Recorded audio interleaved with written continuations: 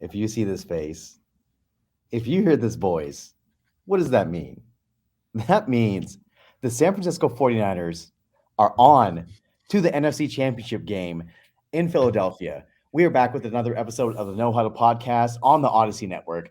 I'm saying we got Brian, we got Al, and we got a potential Super Bowl run with a win on Sunday at Philadelphia.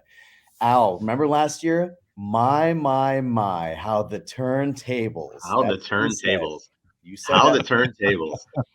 And unbelievable generational performance by the defense against the Dallas Cowboys.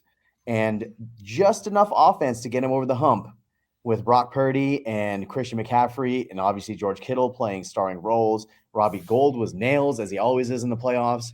And they have dispatched two of their historically biggest rivals in the Seattle Seahawks and the Dallas Cowboys in one postseason. I used to pray for times like this, guys. I was like, man, I can't wait till they do that. They did in one postseason. This has been fantastic, right? And if you grew up in the 90s, they're beating up on the Cowboys in the postseason. They beat the Packers recently, and those teams own the Niners and broke a lot of hearts. So it's really good to see. In this game, I love this game.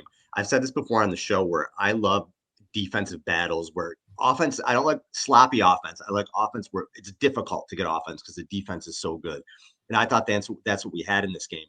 And for the Niners, it was like a Rocky movie, man. Like they were getting their asses kicked early on, at least on offense.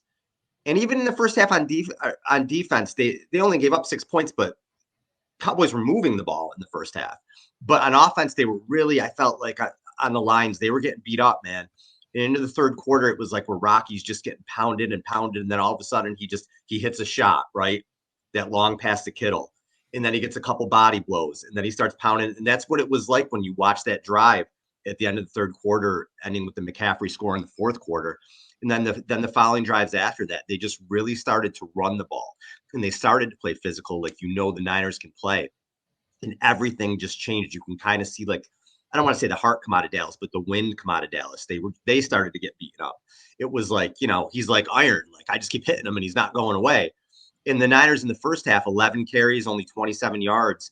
And they were averaging 3.5 yards on first down. So they were constantly second and long, third and long. But then in the second half, 21 carries for 86 yards. Purdy makes the big throw to Kittle, who makes the juggling catch. And all of a sudden they get going. And again, I just, you can have your 42 to 30 games. I love games like this where it's a battle.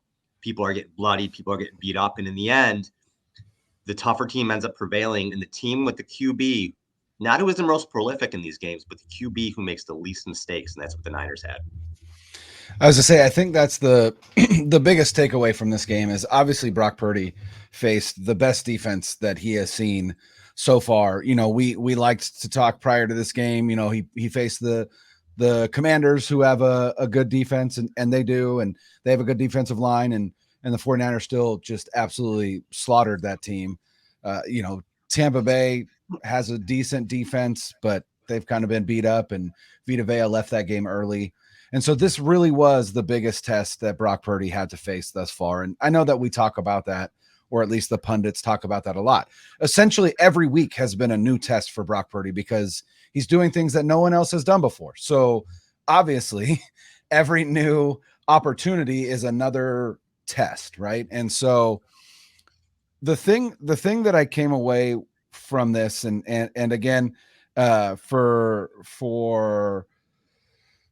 the sake of getting this out of the way right now, so that Zain doesn't take me out.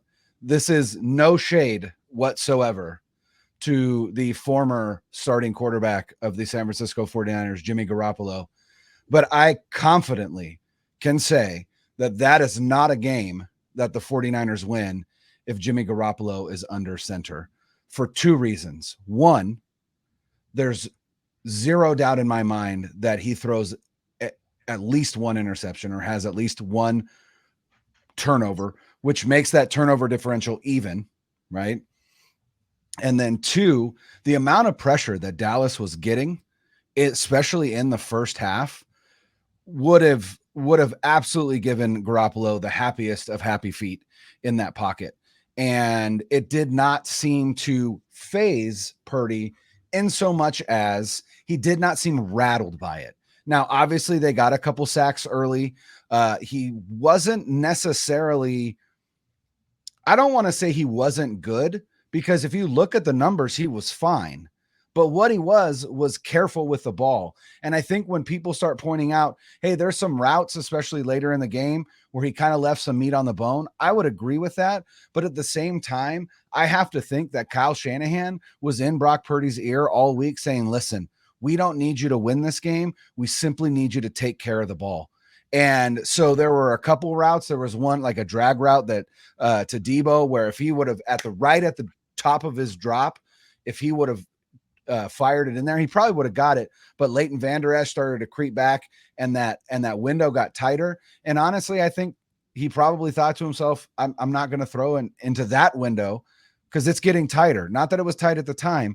And I think that's the difference is the processing speed to be like, I'm not going to put it there. I might be able to make that throw. And a gunslinger would be like, I'm going to make that throw. And I think he is a little bit, but I think he's a little bit of a careful gunslinger, if you will. So maybe you can't say that he's a gunslinger, but that was the biggest takeaway for me was I don't think, all things considered, if that game is exactly the same as it was on Sunday, but Jimmy Garoppolo was the quarterback, I don't know that they would have won that game. And so kudos to Brock Purdy. Once again, the moment wasn't too big for him. And he played like the 30-year-old vet and the $40 million a year quarterback. And Dak Prescott played like the 7th round rookie, right? He put the ball in danger multiple times. And so, and the 49ers got their 2 interceptions, right? The guy who liked to throw interceptions most visited the team that liked to get them the most. And it went the 49ers way. Here's the point, Brian. I think you made it. I don't think he played like a 7th round rookie, Prescott. I think he played like most of the other motherfuckers out there. And here's what I mean by that. You pay a quarterback a lot of money to not fuck up in a game like that. Okay. You pay a quarterback a lot of money. Kirk Cousins, you got all the stats, but in a game where it's with the defense, I just want you to manage the offense.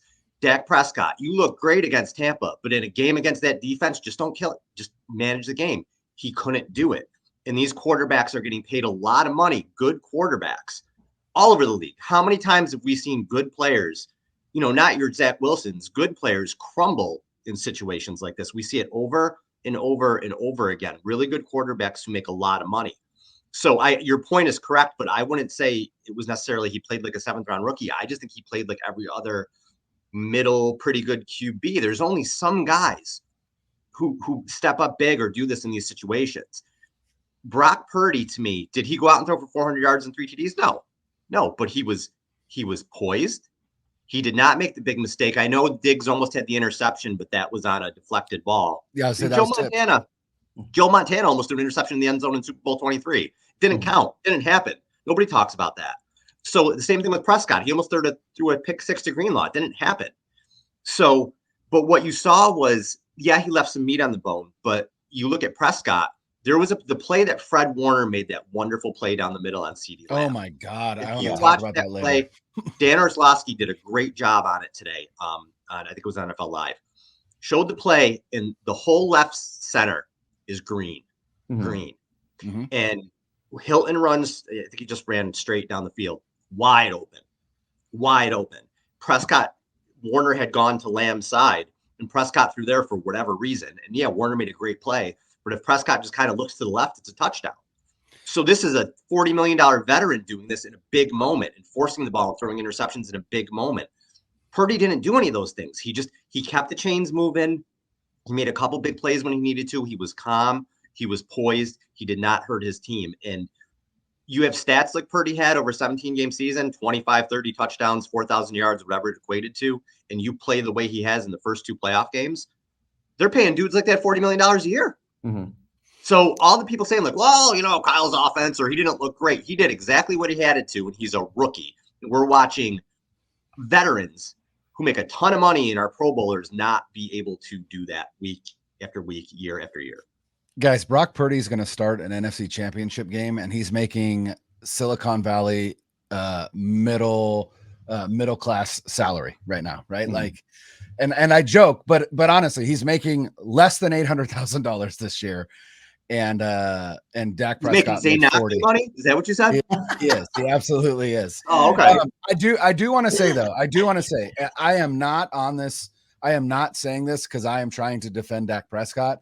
I am saying this because I want Fred Warner to get the absolute the bouquet of the hundreds of bouquets of roses that he should for that play. But the reason Dak went there is because Fred Warner was mugged up on the line of scrimmage Mhm. in a phantom pressure. He disguised it, yeah. And Dak Prescott goes, "Oh, there's no one in the middle of the field. There's not a single soul." And Fred Warner sprinted from the line of scrimmage to carry that route. And then the actual free rusher came and he had to throw it a little bit early. But I think he made the absolute 100% correct read. And Fred Warner made an all-world play to defend it. And I cannot stress enough how blown away I was by that play and by Fred Warner in general in this game. And it was incredible. And I think I will spend a lot of time talking about the defense, but I will say, Al, I agree with you. Brock Purdy played the way that you need to play against a team with a defense that the Cowboys have, right? Mm-hmm. Take care of the ball, play within yourself, and just don't turn it over. And we've got the dudes to win. And that's what he did. And that's what they did. And I loved it. I feel like Kyle's play calling, even from the outset, you could tell when Kyle's in his bag and when he's feeling himself, and you can tell when he's like, you know what, we're just going to cruise.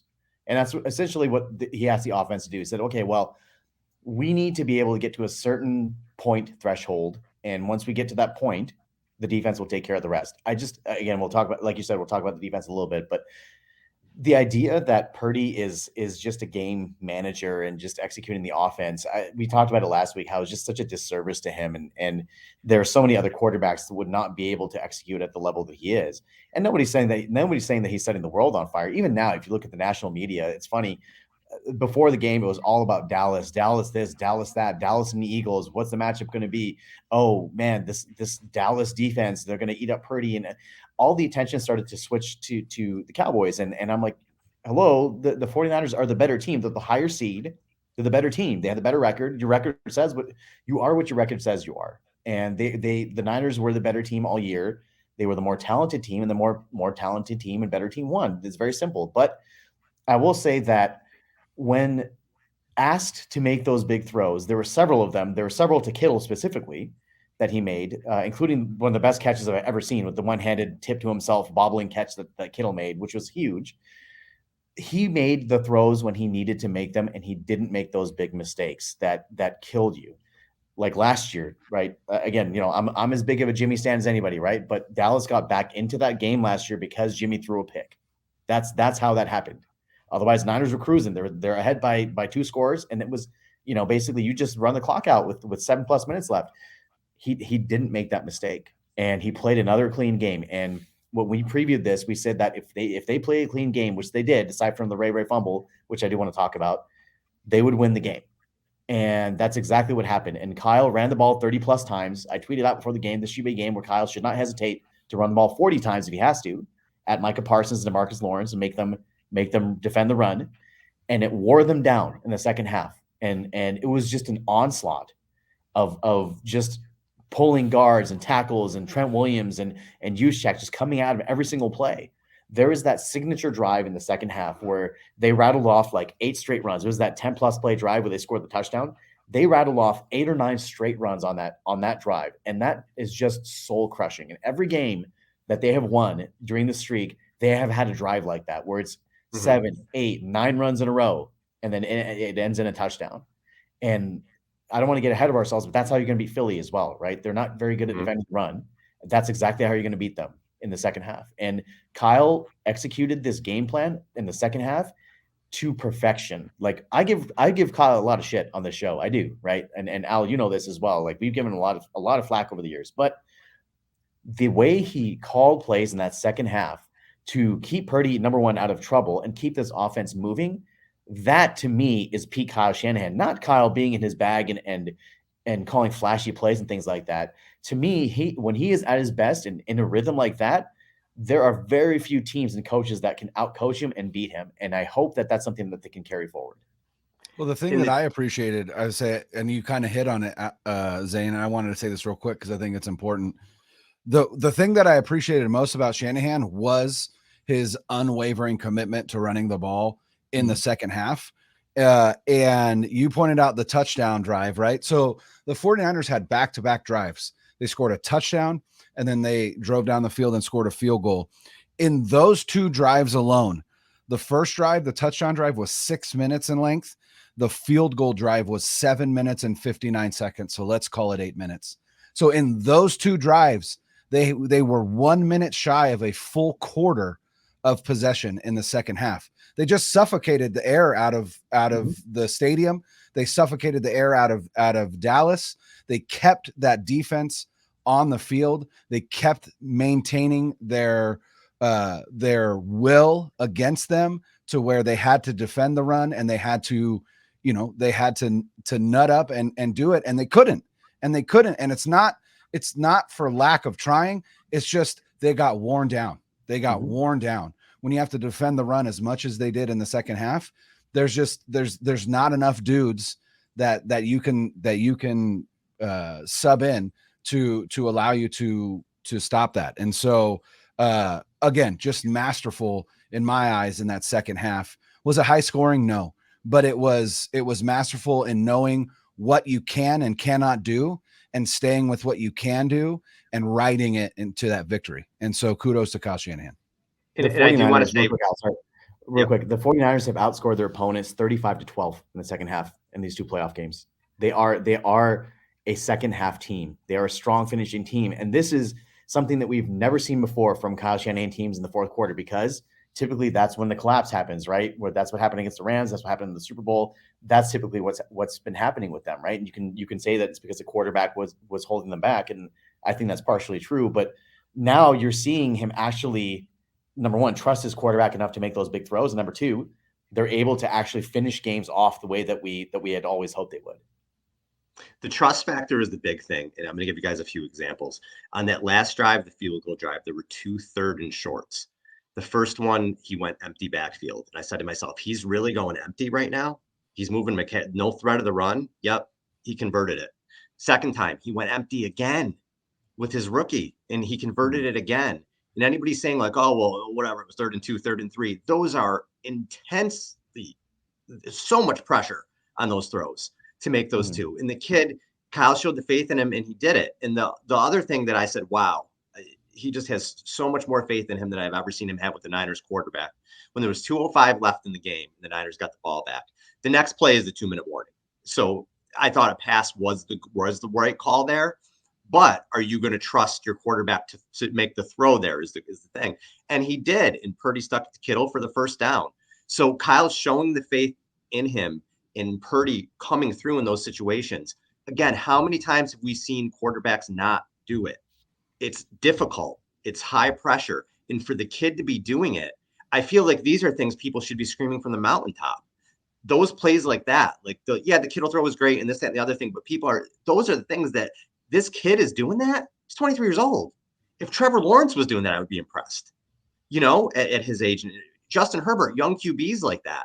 You have to do it. You have to be battle tested. And for him to do it, I thought was great. And for Kyle to show the faith in him, I thought was tremendous. And Shanahan now, you guys, yeah, we did. Zain, we were hard on him for a little bit. And we said that this year had to be a good year from him. But Kyle now, since 2019, including the postseason, dude's 48-26. Mm-hmm. He's been to 3 NFC championships in 4 years. Let's see how this season ends. If it's another bad loss, can people attack him that way? Sure. And they will probably. But you can't talk. He's an upper echelon coach. It's not negotiable now. Absolutely not negotiable. He's one of the top coaches in the league. He's proved it 3 of the last 4 years. In the 1 year he didn't, there were injuries and COVID and being displaced to Arizona. 3 of the last 4 years, they have been double digits wins, NFC championship. Kyle Shanahan is an upper echelon coach in the NFL right now. End of argument. There is not a coach in the NFC that I think is better than Kyle Shanahan. even with Nick Sirianni's, even with his season this season. I don't think you can argue that. Yeah, I would rather have Shanahan. I think you can make an argument for Pete Carroll because he has the title and he's had such a long That's fair. history of success. But fair. right now, if you made me, yes, I would take Shanahan right now. I don't like to think about the Seahawks, so I know, but body of work. But I think you're right, Brian. I'm trying to run through everybody in my head. I don't think there's anybody you would put over him. Yeah, I mean, Sirianni is such a d-bag that like he gets put down in my mind anyways, right? So I'll say Zane's already on the timeline talking shit about Nick Sirianni, and I love it. I absolutely love it. You can make a McVay argument too. There's a couple people make arguments for it, but I think that's the point, right? Whereas before you would have said, yeah, McVay definitely, or Carroll definitely. Now you can make that argument. Yeah. But Shanahan is right there. So the other thing is that McVay, like Shanahan basically took a McVay-like team and put them. I mean, in 2020, that's essentially what happened, right? He put them in a position where they almost could have made the playoffs, but they've lost a bunch of games at the end. I mean, I feel like he did much more with in the same situation, right? So I'd still say that Kyle is probably McVay has the title, but I feel like Kyle's probably they got the chips. Yeah. Got the chips. Yeah. Kyle gets the chip, man. He wins the Super Bowl this year. I mean, you're talking definitely top 5 type of, again, non-negotiable. If he gets a chip, he goes into the next stratosphere. Really absolutely. I thought it was interesting. I was listening to Candlestick Chronicles with Chris Biederman and Kyle Madsen. Madsen's a producer at 95.7 The Game, so shout out to that Audacy family. But they made a good point, or I think might have been Biederman, but he said we may be looking now like this may be the season that solidifies Shanahan to where we might be seeing like a Mike Tomlin like run in San Francisco with Kyle Shanahan. And all he meant by that was, we're talking 10, 15 years possibly. I mean, we're already at 6, right? We're already more than halfway to 10, and he's got that contract. But I mean, again, he's been here since 2017. He inherited one of the worst rosters in the NFL. In 2 years, he took that same roster to the Super Bowl. And then in 2020 had a down year because he lost his superstar defensive end. He lost his quarterback. He lost his superstar wide receiver for a while, lost his superstar tight end for a while, right? That was his down year. Still, like you said, Zane, almost made it to the playoffs. If Nick Mullins, was more Brock Purdy like than he was. And then he made 2 back-to-back NFC championship games. Like, it's hard to argue. It's hard to argue against the guy. And there's always going to be detractors. But I'll tell you what, I'm so thrilled that Kyle Shanahan is the coach of the team that I root for. Yeah, I think that there's small little things that we could still say like, oh, well, the clock management towards the end, like that, when they got down before the field goal, they threw a screen pass instead of running it there, making Dallas use a timeout or burning the clock a little bit. But I think that the way that he handled that last drive, like they got the ball with around 11 minutes left in the fourth quarter, and they literally chewed up the entire clock to where Dallas got the ball with 3.5 minutes left, and they had all their timeouts and everything, but they were down by 7 at that point. And also, can we also talk about really quickly Brett Maher? Like they left that guy in San Francisco, man. That guy's still here. They left him off the team playing. He's still here. Dallas is basically like, we were done with you. I really kind of curious to think about like what would have happened and how Mike McCarthy would have played that game if he had a kicker that he could trust. Although he did hit 2 field goals, one of them was a little longer one at 43 yards. But I really do question what they would have done and if they would have just taken points. And I think that it was one of those games where the Niners, they had several distinct advantages and good teams exploit those. And that's exactly what they did. As we kind of move to the defense here, and NC 17, right? No chance you're scoring more than 17. And they would have had this in both games if Seattle didn't get that garbage time touchdown, right? We would have seen this in both games. But the defense puts up an all-time historical performance, in my opinion, against one of the best offenses in the league. Again, in back-to-back years, the number 1 offense in the league. The number 1 scoring offense in the NFL. Again, right? No, Cowboys, no. Philly and Kansas City scored more points than them. They were third. Per game? Oh, per game? Yeah, Kansas City had 496 with Dak. I'm sorry, with Dak. Sorry, with Dak. Okay. My With apologies. With Dak, they were the highest scoring offense in the NFL. So there you go. So when Dak Prescott played, minus the 5 games that he missed, they were the highest scoring offense in the NFL. So this was not a JV league team, right? This was an actual tough opponent. We knew it would be tough. We knew that it was not going to be like the Seattle game. It was going to be closer, and that's exactly what happened. And they forced Dak Prescott into 2 crucial mistakes. One early on, and I really want to give flowers to Deommodore Lenoir. Like we were kind of critical of him a couple weeks ago and thinking that he might be the weak link. All of a sudden, he's looking a lot better, and he's holding his own opposite Mooney Ward on the other side. And they tried to test him, and they lost at the beginning. That was a huge field goal for the Niners because their offense was stuck in neutral up until that point. And for them to get points on the board was massive at that point. And then later on, Dallas was driving in the red zone. Jimmy Ward tips it, goes into Fred Warner's hands, Johnny on the spot, and Dre Greenlaw almost comes up with a pick 6 to end the game. So they're always around the ball. But I think going into this game, Dak led the league in turnovers, right? Despite missing 5 games. And we knew that he was going to throw the defensive ball, which is unreal. Yeah, he turned And the he ball had over a not lot. gone back-to-back games without throwing an interception. We knew it was going to come, and it was up to the defense to catch it, and they did. I real quick. I wanted to, because you kind of talked about Brett Maher, and I thought the interesting thing is you pointed out that Jimmy Ward interception. To me, that's another huge turning point in this game. If you have faith in your kicker, they would have kicked a field goal already in that drive, right? Mm-hmm. They went for it on 4th down because they were terrified of their kicker. They got it. Good for them.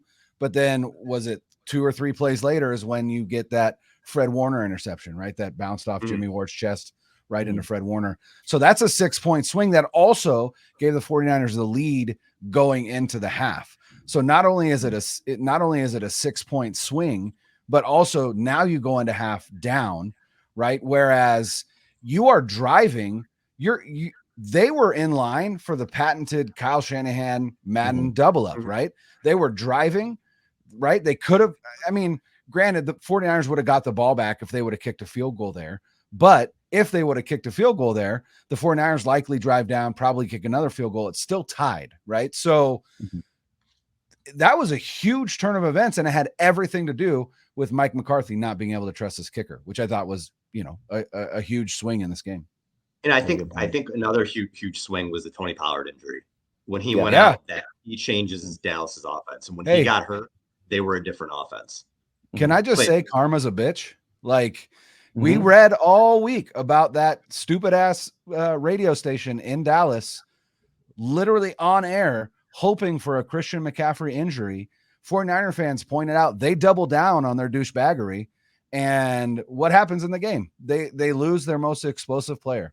Like, you hate to see a player injured, but man, talk about like 49er fans never said anything along those same lines, right? Never wished injury on anybody, never did any of that. Just, talk their shit like they wanted to, and that's fine. But like I said, that's karma. But go ahead, Al. You're right. That Tony Pollard injury was huge. Yeah, I thought it changed everything because Dallas was, they weren't prolific by any means, but they were moving the ball. I thought that they were moving the ball enough to where I was a little bit worried at that point. And then Prescott forces the throw, it bounces up, and the rest is history. The momentum completely changed. I think for me with the Niners defense, you had Fred Warner having an all-time game. That's the type of game when he's up, whenever he retires and he's up for the Hall of Fame. I feel like that's the type of game they're going to be, Mike Sando, Matt Mayoko, and those guys are going to be in the room talking about this game. I felt like he was that impactful in this game. He played like an all-pro. He played like a future Hall of Famer. I thought he made that much of a difference. He was all over the field. And when you have guys like that, it makes a huge difference. And you mentioned the player earlier, Brian, that I'm sure Dak didn't think Warner was going to get there because he's probably the only linebacker in the league who would have gotten a lamb there. Yeah. So he made a big difference. I'm going to say this, and people are going to think I'm crazy. There are cracks in the armor with this defense, and mostly in the passing game. There are plays there to be made. Now, guys aren't making them. The quarterbacks aren't making them. And as long as that keeps happening, who cares? There can be plays there for the next 10 years. If they don't make them, who cares? But there are plays to be made in the secondary. A.J. Brown, I don't want to get into the game yet. We will. But A.J. Brown and those guys worry me because of that. And the kryptonite to this defense, we saw it with Jared Stidham with the rushing lanes. Saw it a little bit with Dak. Dak had 3. He doesn't move like he used to, but he had 3 good runs in this game. That scares the shit out of me with Jalen Hurts. We'll get into that next game, but the defense has been great and they deserve their flowers in this game. Dallas scored a ton of points. They're a good offense, but there's a few cracks in the armor. Nick Bosa hasn't had a sack in a couple games. I wonder if he's healthy. Actually, I saw him kind of grabbing at his stomach. I kind of wonder if he'd be a little bit beat up. But the pass rush they've been getting pressure, but it hasn't been that shake your soul kind of pass rush that we've seen. Mm-hmm. We've seen guys have really good, they got players, man, that make plays. Ufunga made a couple plays, and that's going to happen. And that can make up for some of these things. But Lenore has made some plays. I don't think Lenore played poorly by any stretch of the imagination. But there are plays that this has not been. It's been terrific. But I think I saw Matt Mayoko said it was like one of the best defensive performances ever, and it was a great one. But I think there's a few cracks there, and everybody's gonna be like, "I'll shut up." But I got to say what I see. I want them to win so bad. You guys have no idea. Like I was like just rocking back and forth for like 3.5 hours yesterday. But there's some things that I see that have worried me for the past 5 or 6 weeks in the passing game. I don't feel they can run the hell out of the ball. I think the Niners will do okay there because of the linebackers and everything else. But I worry about I worry about people getting open, and even the Michael Gallup play. I think it's a better throw towards the end there.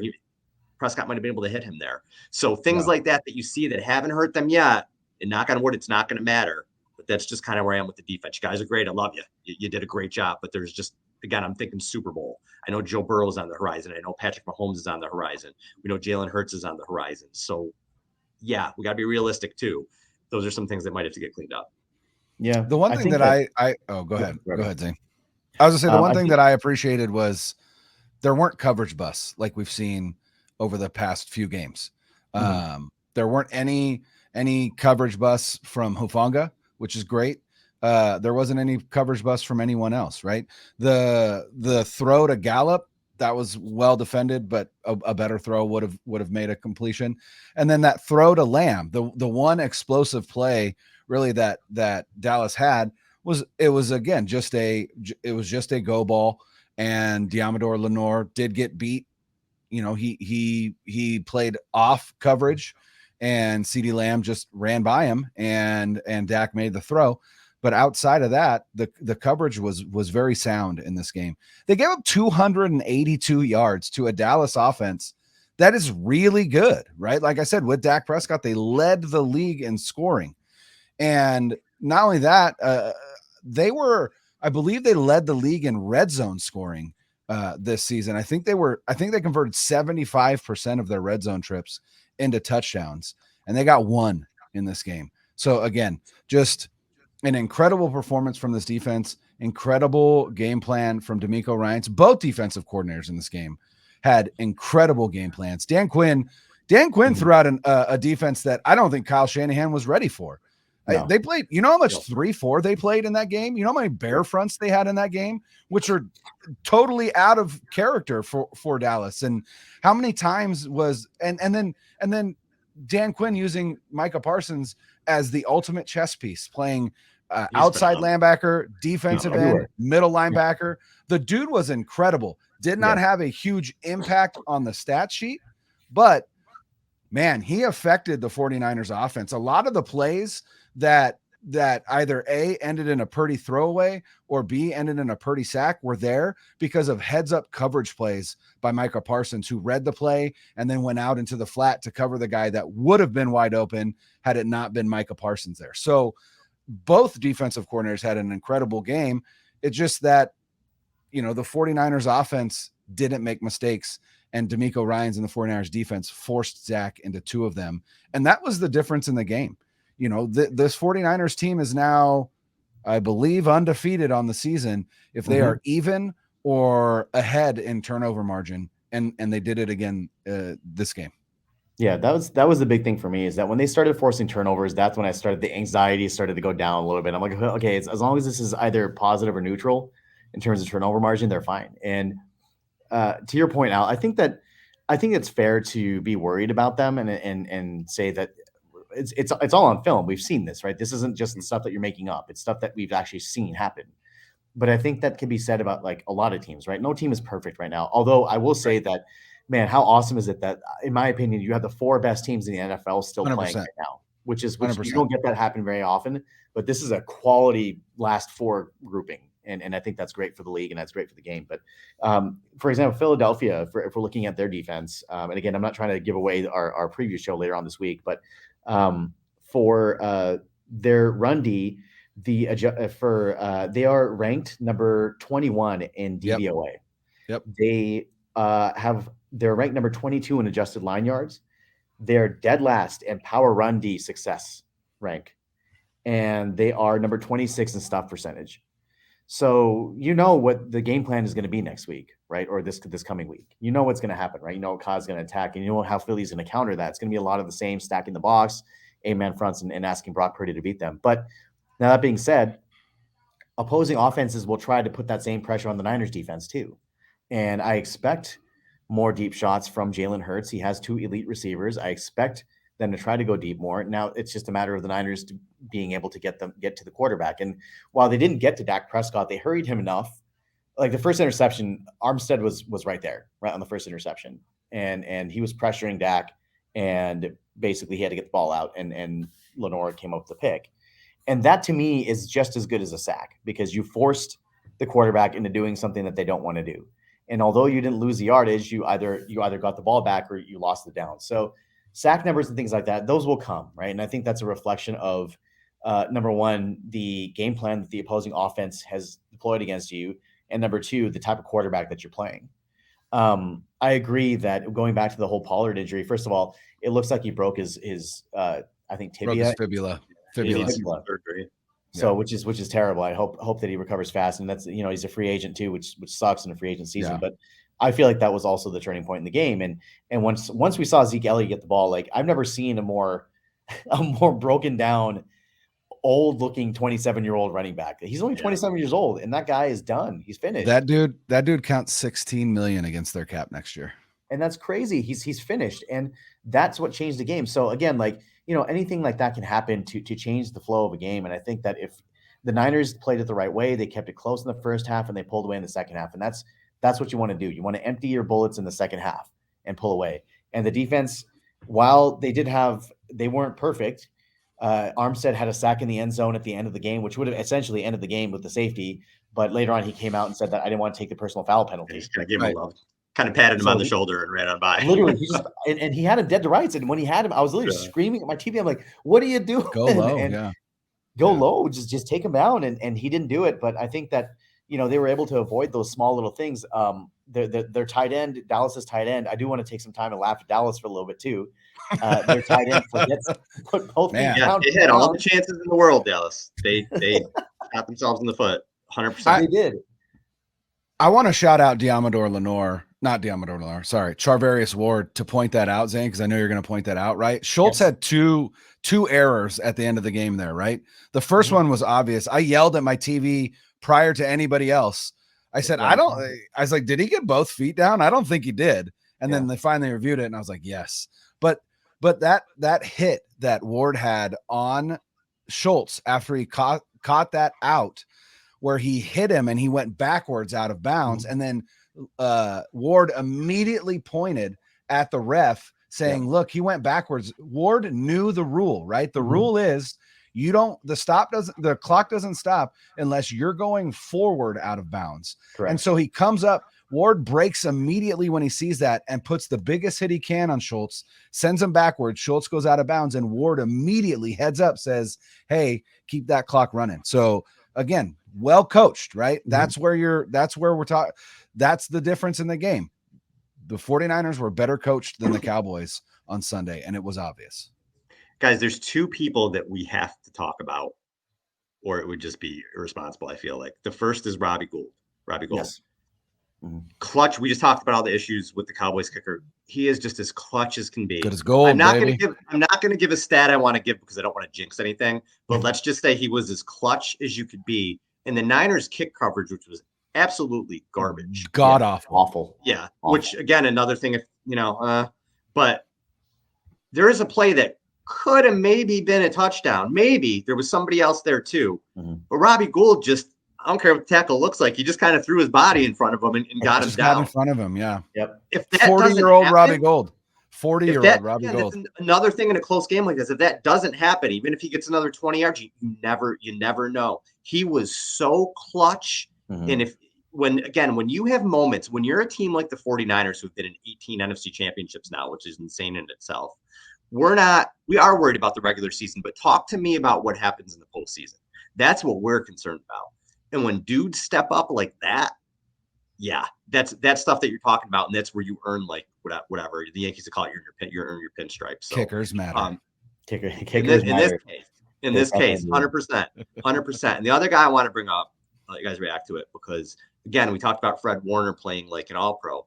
George Kittle in this game. Yes. Yep. 5 targets, 5 catches, 95 yards, by far his most prolific postseason game. Mm-hmm. He drew big penalties, 2 of them, I believe, down inside the red zone. Mm-hmm. He played again like just an absolute all-pro. The long pass that he juggled and got, he wasn't even in the progression. He just saw Purdy running and he ran. He took it vertical.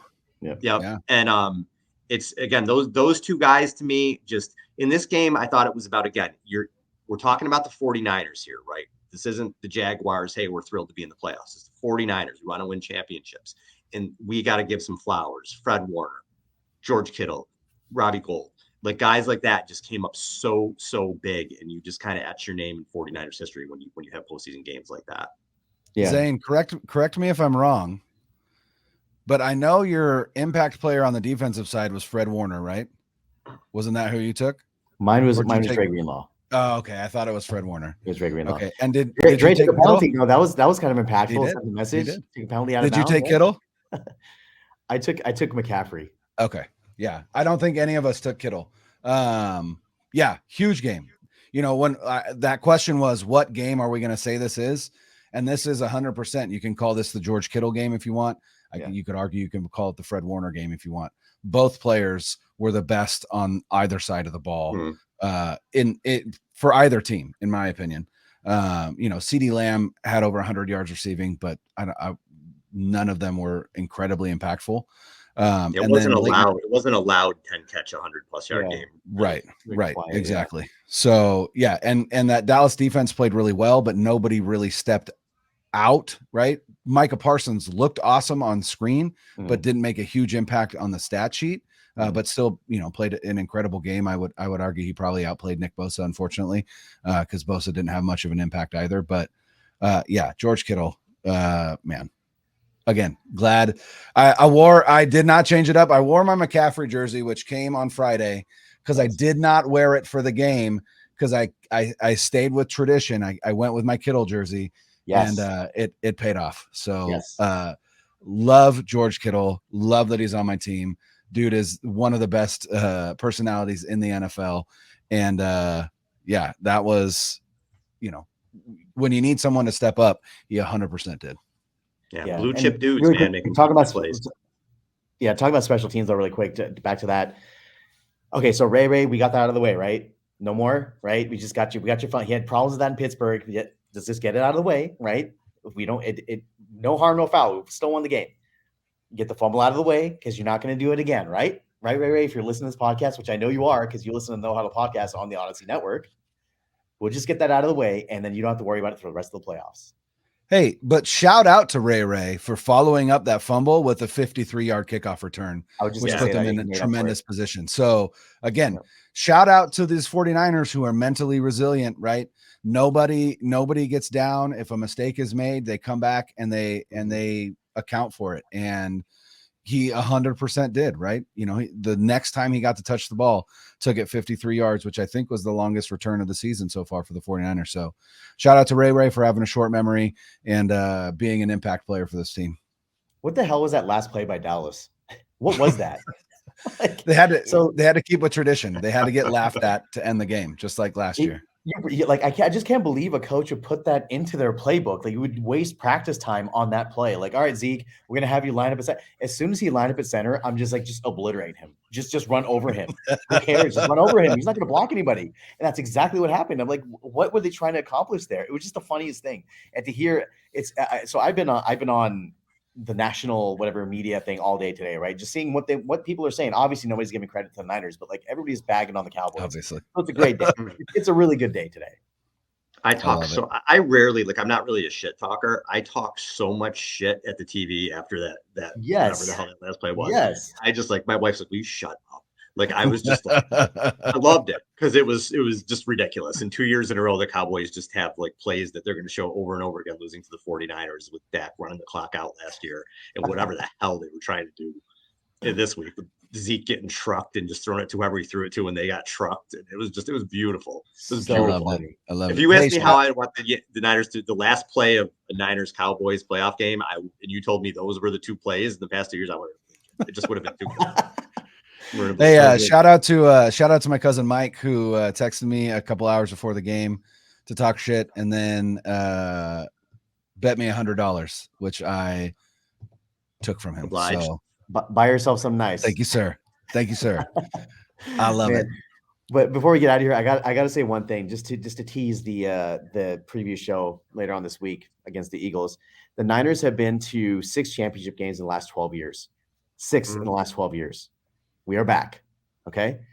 And furthermore, at some point, they're going to convert one of these, right? They have not converted the first 5. At some point, hey, even a broken clock is right twice a day, right? They're going to convert one of these just by dumb luck, right? Although law of averages is not an actual law and doesn't exist, you got to think that something's going to happen that they will actually end up turning one of these into a Super Bowl victory. So that's all I'm going to say. The last Brock. Oh, go ahead. Yeah, I was going to say, in the last 40-something years, okay, the Niners have been they were in 2 NFC championships in the 70s, but then in the 80s, 5, 90s, 5, 2000s, well, we won't talk about that.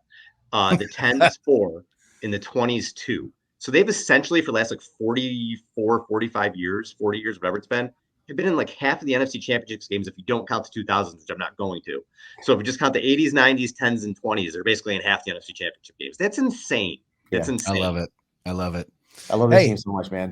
And I want to say, going into Philadelphia, Brock Purdy has twice as many playoff victories as the guy that quarterbacks the Philadelphia Eagles, Jalen Hurts. So no big deal.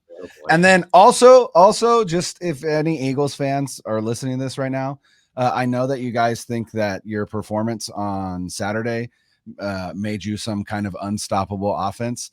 I'd like to remind you that the Giants were the 29th ranked defense by DVOA. So hanging 38 on them, not as impressive as you think it is. Just saying. All right, we're out of here, right? We're gone. We're done. Brian and Zain. That's it. I'm out. Later. 1, 2, 3.